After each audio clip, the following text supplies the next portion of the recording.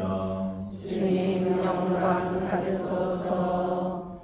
그때에 예수님께서 12 제자를 가까이 부르시고 그들에게 더러운 영들에 대한 권한을 주시어 그것들을 쫓아내고 병자와 허약한 이들을 모두 고쳐주게 하셨다. 12사도의 이름은 이러하다. 베드로라고 하는 시몬을 비롯하여 그의 동생 안드레야, 제베데의 아들 야고와 그의 동생 요한, 빌보와 바르톨로메오, 토마스와 세리 마테오, 알페의 아들 야고보와 타데오, 열병당원 시몬, 그리고 예수님을 팔아넘긴 유다 이스카리오시다. 예수님께서 이 12사람을 보내시며 이렇게 분부하셨다. 다른 민족들에게 가는 길로 가지 말고 사마리아인들의 고리로 들어가지 마라. 이스라엘 집안이 길 잃은 양들에게 가라. 가서 하늘나라가 가까이 왔다고 선포하여라. 주님의 말씀입니다. 그리스도님 찬양합니다. 앉으십시오. 성령으로 하나 되어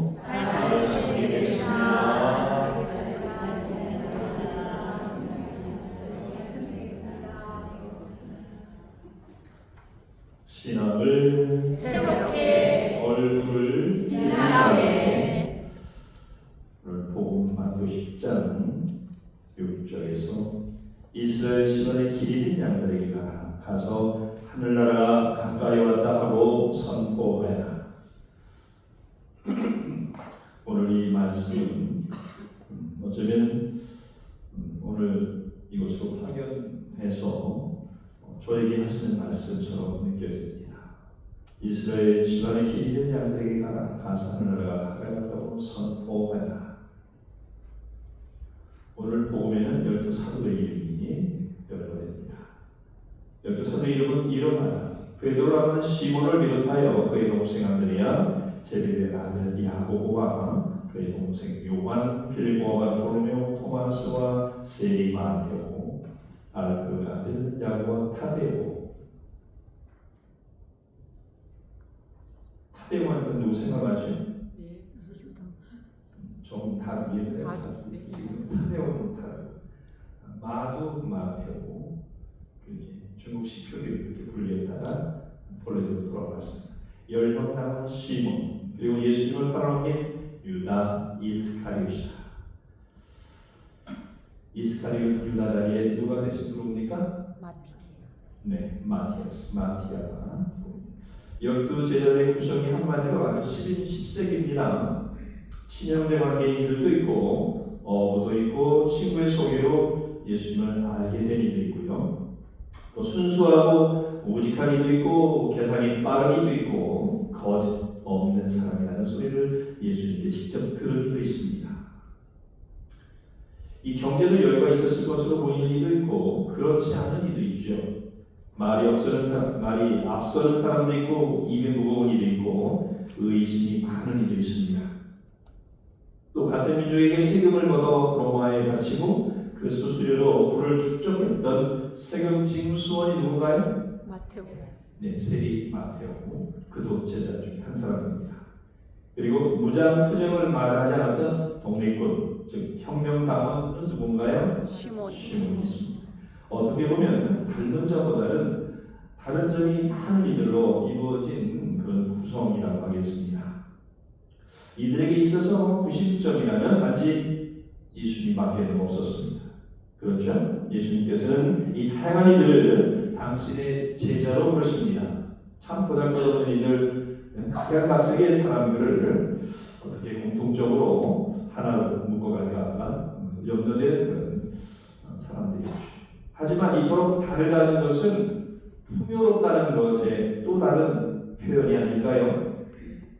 그리고 이들 사이에 서로 이 다름은 적지 않은 갈등을 동반했음을 성경을 통해 알 수 있는데요. 하지만 유다를 제외한 모두는 사도의 대우에 들어섰고 급기야 그 무릇값을 다 합니다. 대부분은 다 순교로 주님의 길을 그 십자가에 가신 그 길을 아주 당당하죠. 그래서 아마 지금은 천상에서 평화를 누리며 살아가고 있을 것입니다. 우리 교회 공동체도 마찬가지인데요. 참으로 다양한 이 차이를 가진 이들, 다름의 차이, 이 다양함을 가진 이들이 그리스도를 중심으로 한 공동체를 이루며 서로를 형제 자매라 표현하고 있죠. 그만큼 공동체성을 상실한다면 저는 이미 교회 일을 포기했다고 보는 사람입니다. 사회에서도 공동체성을 지금 강조하지 않고 있는데요. 어쩌면 공동체성을 이 사회 아니면 이 교회의 마지막까지 가져가야 한다고 사고하는 세대 중에 마지막 세대가 바로 저희 세대가 아닌가 하는 생각이 드는데, 공동체의 이 공자는 함께 공자입니다. 함께 공자의 상해 문자인데 8팔자의 가마 모양이죠. 그죠? 그려지죠. 이대로 그냥 여러분이 보는 거랑 제가 보는 거랑 똑같아요. 지금 이 모습 가마 들고 있는 거. 그러니까 8명이 가마를 들고 간다는 그런 의미로 여럿이 함께 힘을 합해서 가마를.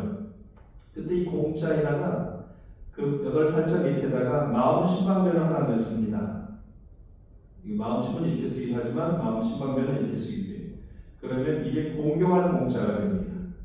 그래서 여러분들이 지금 섬긴다고 하는 것은 마음을 다해서 섬겨야 되는 것이지 그냥 씩 쪼개면서 잘 섬기겠습니다. 섬기겠다는 거예요. 지금 말하겠다는 거예요. 약올린 것 같은 그런 느낌. 여러분 그렇게 하면 굉장히 어색하죠. 우리 가톨릭교회가 섬김이 굉장히 약해요. 이 섬김이라는 단어 자체도 사실 익숙치가 않습니다. 근데 옆 동네에 계신 교회에서는 그 섬김이라는 말을 많이 써요. 섬김 사역 이런 표현들을 많이 써요. 그러니까 좋은 표현 그쪽에서 다 가져갔어요. 사기, 장로 이런 것들이 다 그들 것이 아니고 이미 성경에 다 나와 있는 표현들인데 그들이 먼저 선정했다는 느낌이 듭니다. 함께 같이, 이 가치의 가치를 잃어버린다면 신앙이 본질을 잃어버릴 수밖에 없게 되죠. 그래서 공동체성 강조하다 보면 공감이 이루어져요. 공감. 함께, 그래서 함께는 사랑의 또 다른 이름이라고 말합니다. 함께 하지 않는다면 거기는 추억도 없습니다. 그 말할 것도 없죠. 부부도 마찬가지, 또 가족도 마찬가지, 여러분의 구역도 마찬가지, 우리 공동체와 마찬가지. 분당 주보축일을 우리가 함께 하지 않는데 주보축일에 참여하지 않는다면 그분은 우리 본당에 주보축일이 뭐 있어서 잘 모를 거예요. 무슨 일이 있었나? 별로 궁금하지도 않을 거예요. 그렇게 서로 먼저 멀어져 가게 되죠. 그래서 저는 본당 사목은 우리 공동체가 추억을 만드는 은행이라는 생각을 늘 갖고 있습니다. 그래서 그 안에는 우리에게 주신 이 인연을 좋은 인연을 만들어 가야 되겠다라는 것이 제 머릿속에 아주 확 박혀 있습니다. 그러나 그것은 우리가 어떻게 가져가느냐에 따라 결과는 달라질 것입니다. 목사는 나중에 정들면 어떻게 별걸 다 두려워하고 있을까? 별걸 다 무서워하고 있어요. 그거 무서우면 사람은 왜 합니까? 어차피 헤어질 건데. 공동체성을 가지기 위해서는 공감할 필요가 있죠. 시간과 마음을 주지 않으면 공감되지 않고요. 그리고 비운 마음으로 겸손되게 배우려는 의지가 필요합니다. 신앙은 끊임없이 배워야 합니다. 인생도 마찬가지. 저도 끊임없이 인생과 신앙을 배우는 자세로 열려있는 마음가짐으로 지금까지 살아온 앞으로도 그럴 것입니다. 그래서 이 공동체가 우리를 보호해주고 그 공동체 안에 담긴 그 추억과 행복들이 우리를 얼마나 값진 삶으로 이끄는지에 대해서 이 고마움을 모른다면 그분은 아마도 인생의 의미와 그 행복을 앞으로도 찾아가지 못할 것입니다. 동료 사례들 간의 성격도 또 수동공동체 수도자들 간의 성격도 우리 공동체의 신자들 간의 성격도 그렇게 아주 다양할 수 있을까 싶을 정도입니다. 그러니 생각이 다 다를 수 있고요. 또 당연히 갈등이 있음을 우리는 잘 압니다. 또 그런 경험을 하게 되죠. 그 시대로는 봉사자들이 두려워서 봉사를 안 하겠다, 신앙을 조금 뒤로 하는 그런 성향들도 갖고 있음을 잘 압니다. 하지만 구심점이 예수님이라는 것을 교회 공동체, 초대교회나 지금이나 여전히 변함이 없습니다. 우리의 신앙의 핵심은 결국 그리스도께 가는 길이죠. 우리가 방향을 잃으면 안 됩니다. 갈등 속에서 당하면 자꾸 길을 잃어버리는 경향이 있어요. 그것 때문이라고 핑계를 대죠. 냉담자들이 얘기할 때마다 누구 때문에 어떻다고 하면 그건 변명의 부실에 불과합니다. 그거는 이유가 되지 않습니다. 길을 잃지 말아야죠. 우리가 어디로 가고 있는지에서 그것을 좀 하루하루 점검하면서 가야 할 것입니다. 우리 교회 안에서는 성령께서 활동하고 계시고 그 활동으로 인해 교회 공동체의 모습은 유지되고 발전되어 갑니다. 그런데 성령께서 활동하시도록 우리를 열어드리지 않고 마음을 열지 않는데 성령께서 오실 수 없고 왔다가 그냥 가셨는지도 모를 정도로 그렇게 무의식 속에서 그 교회는 이미 교회가 아니죠. 그냥 세상 조직하고 아주 싸합니다. 제가 우리 공동체에서 처음 딱 느꼈을 때 이게 영적 공동체인가? 아니면 그저 주일만 모이는 그런 일요 공동체인가? 성령께서 이끄시지 않으면 이미 교회가 아닙니다. 우리 사목자들이 착각할 때가 참 많습니다. 내 능력으로 교회를 멋지게 운영하고 있다고 아주 위험천만입니다. 저도 늘 반성하면서 혹시 그런 위험에 나도 노출되어 있지 않는지를 노심초사하고 있습니다. 그렇습니다. 이 다르다는 것은 절대로 나쁜 것도 아니고 이건 더더군다나 죄도 아니죠. 물론 다르다는 것에 서로 불편을 느낄 수는 있습니다. 하지만 조금 더 생각해보면 다르다는 것은 풍부함을 내포하고 있습니다. 이것을 정치권에서 가끔 보여주지 않나요? 여야당 대표들 모여서 꼭 그럴 때 비빔밥을 해놔요. 그 뭔가 시사하는 바가 있죠. 같이 좀 우리 비벼지자는 얘기인데 얼마나 안 비벼지면 그래 그 비빔밥을 해놓고 같이 비비자고 비벼 먹자고까지 합니까? 여야가 그럴 수 있어요. 야한테는 뭘 내가 기대를 해야 될지 모르겠습니다. 저는 분명히 말씀드리면 진보도 아니고 보수도 아니고 뭐지? 그리스도를 위해서 변화를 두려워하지 않는 사람이라는 것만 여러분들이 이해하시면 되겠습니다. 그런데 요즘에 여권에서도 또 내부 분열이 일어나기 시작합니다. 다 자기 이권, 당권이 계산이 있기 때문이죠. 한번 머리 팍 터지게 한번 싸워봐. 누가 일 한번 해봐. 그때 우리는 관망할 뿐입니다. 물론 유다처럼 반대의 길을 걸어갈 수 있는 가능성도 있죠. 어느 조직 단체들이 마찬가지입니다. 옳지 않은 길을 갈 수 있습니다. 지금 우리 신앙인들이 옳고 그름을 너무 혼돈 속에서 판단을 못하는 경우들이 너무 많습니다. 그러니 최선을 다해서 서로를 받아들이고 의지해야겠습니다. 모두 함께 주님의 뜻을 실천하고자 노력하는 우리이어야 하지 않겠습니까? 이런 마음 역시 성령께서 이끌어 주심을 저는 믿습니다. 아멘. 아멘. 아멘. 우리는 그리스도를 통해 하나의 가족으로 살아가야 합니다. 하나님을 아버지와 형제 자매로 살아가야 하기 때문입니다. 하나님의 아들 예수 그리스도는 오늘 미사적인 희생 제물이 되셔서 이 미사 성제로 우리 모두가 우리 공동체가 최상의 하나님 아버지께 흠숭의 예를 드리고 있는 것이죠. 그것도 매일 말입니다. 이 전례 리투르지에 이 전례를 제가 제일 중시하는데요. 저는 다른 일정과 플랜을 짜지 않습니다. 모든 사목은 다 미사와 함께입니다. 미사가 중심이고 미사를 더 풍요롭게 여러분들이 느끼고 체험할 수 있도록 제가 최대한 할 수 있도록 맛을 내는 그런 셰프로서의 역할을 합니다.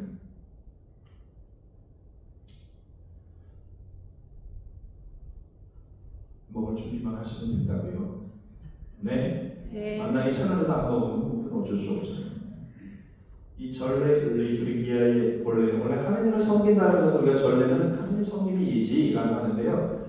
이 단어의 뜻이 하나님을 섬기는 것은 전제하고 하나님의 백성을 섬기라는 뜻으로 담겨져 있어요. 이 전례가. 그러니까 우리가 하나님께 섬긴다면 바로 그 섬김의 마음가짐이 이웃에게 향해 있어야 한다는 뜻입니다. 전례가 충전됐으면 그 충전의 마음을 이웃에게 나눠서 섬겨야 한다는 뜻으로 되어 있습니다. 그런데 우리 가톨릭은 설레도 충실하지 않을 뿐더러 그 마음이 충만하지 않으니까 이웃도 쳐다보지도 않잖아. 혹시 누가 나 귀찮게 할까봐.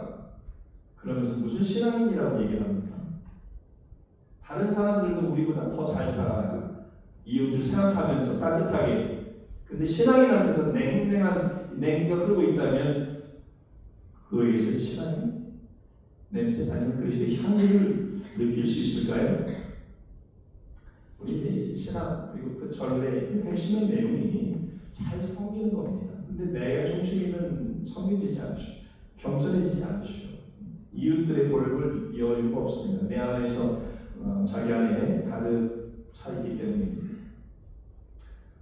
저는 예전에 미역국이나 육개장 같은 국물류를 참 좋아했습니다. 제 친구가 오죽하면 너는 저 국물 없으면 안 되잖아까지 얘기할 정도로. 그래서 내가 그렇게 국물을 좋아해? 너 먹을 때마다 그러더라. 네가 식성이 그래. 따끈하고 든든한 것이 굳이 다른 반찬이 없어도 만나게 밥을 먹을 수 있었기 때문이죠. 지금은 조금씩 좀 달라졌어요. 참고하세요. 그런데 따끈할 때는 참 맛있어 보이던 국물이 너무나 맛없어 보이고 역할 때가 있습니다. 냉장고에 들어가 있는 국물을 보게 될 때입니다.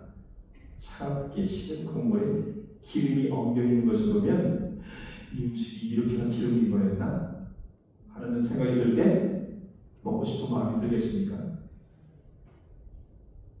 차갑게 식으면 단점이 보이는 것이, 그것은 사랑도 마찬가지. 서로를 뜨겁게 사랑할 때는 상대방의 장점만 보이게,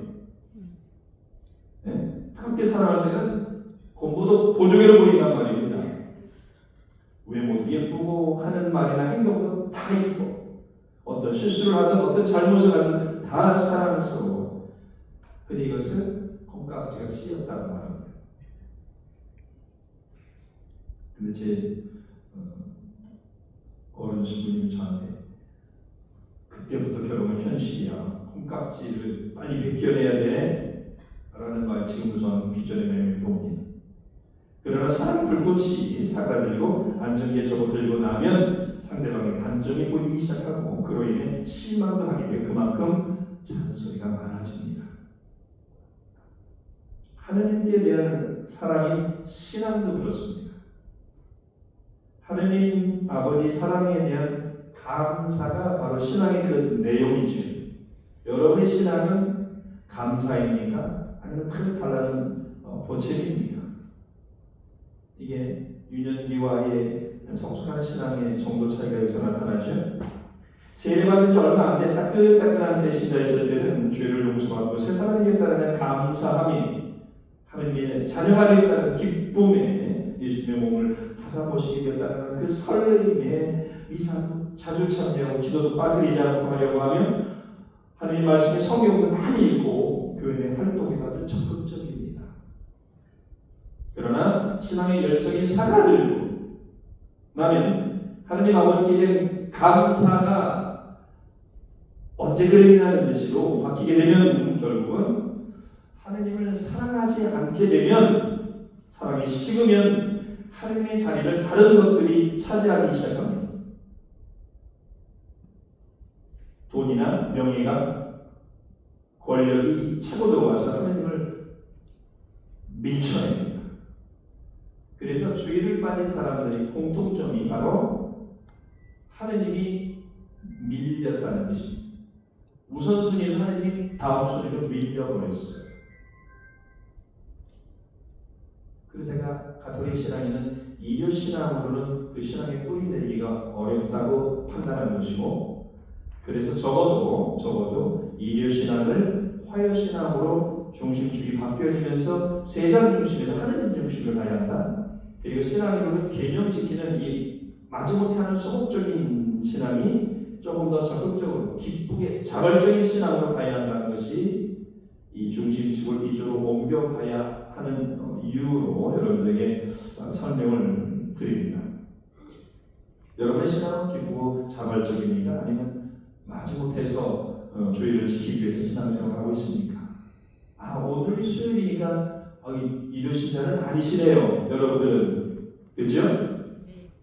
여러분의 신앙, 여러분의 기도가 지금 이 공동체를 버텨내게 해주는 힘입니다. 내가 하고 싶은 일, 가고 싶은 곳, 갖고 싶은 것들을 먼저 챙기느라 하나님께 소홀히 하는 것이 바로 영지짐하고 신경 쓰이지만 그래도 내 것을 포기하기가 무척 어렵죠.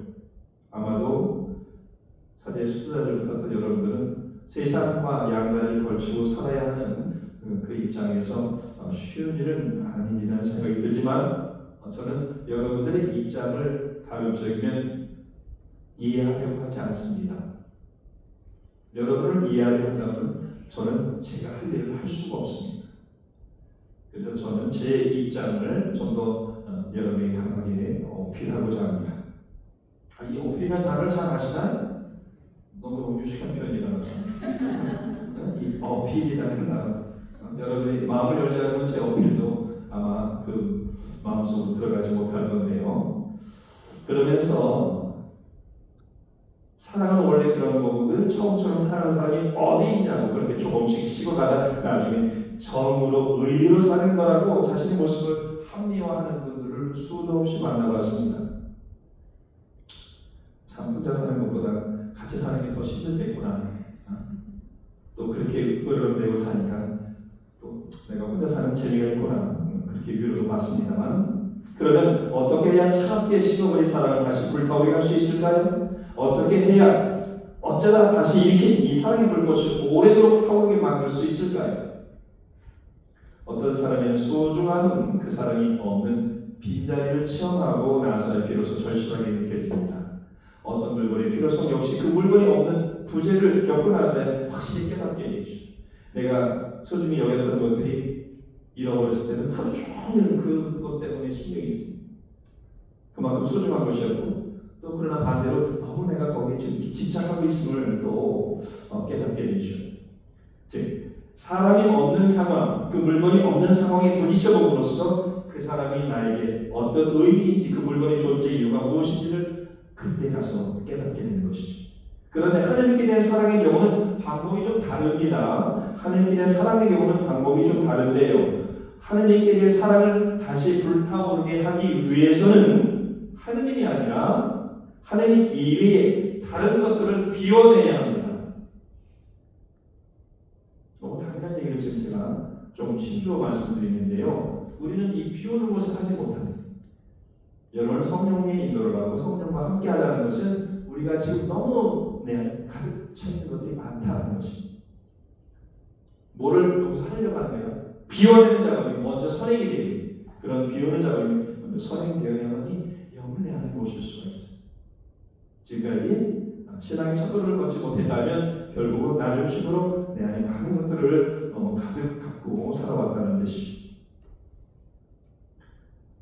나도 모르는 사이 재물에 의지했던 마음, 알게 모르게 사람에게 기댔던 마음들을 비워내야 비로소 내가 다양하게 누리던 것들이 얼마나 큰 선물이었는지, 하나님께서 나에게 얼마나 큰 사랑과 은총을 베풀어 주시는지가 보이기 시작합니다.